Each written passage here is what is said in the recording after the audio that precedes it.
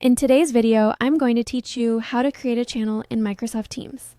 If you find this useful, consider subscribing and liking the video. Let's walk through the simple, practical process so you can set up focused spaces for conversation and collaboration. First, start the channel creation process. There are two common ways to do this.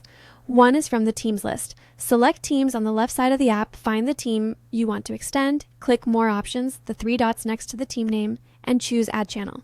The other route is from the New Items menu at the top of your Chats and Channels list. Open New Items, pick New Channel, and then choose which team will host that channel. Both approaches get you to the same place. Use whichever feels quickest for your workflow.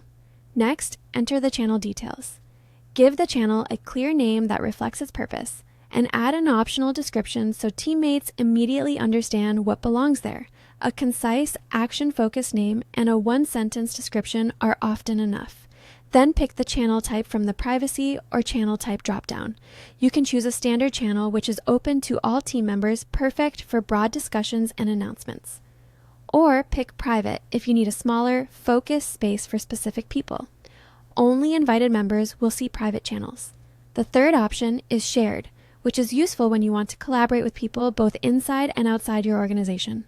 Consider your goals and security needs before selecting a type. If you selected Private or Shared, you'll next add members.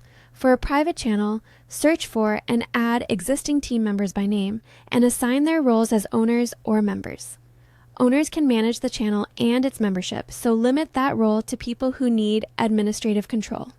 For a shared channel, type the names of colleagues inside your organization or enter the email addresses of people outside your organization. After adding everyone you need, select Share to finalize invitations. Keep in mind that external participants may need to accept an invitation or meet your organization's cross-tenant collaboration policies. A few quick tips. Use consistent naming conventions so channels are easy to scan, keep descriptions updated when channel purposes change, and avoid creating too many private channels unless necessary to reduce clutter. If you run into permission issues adding external users, check with your IT admin about tenant settings. That's it.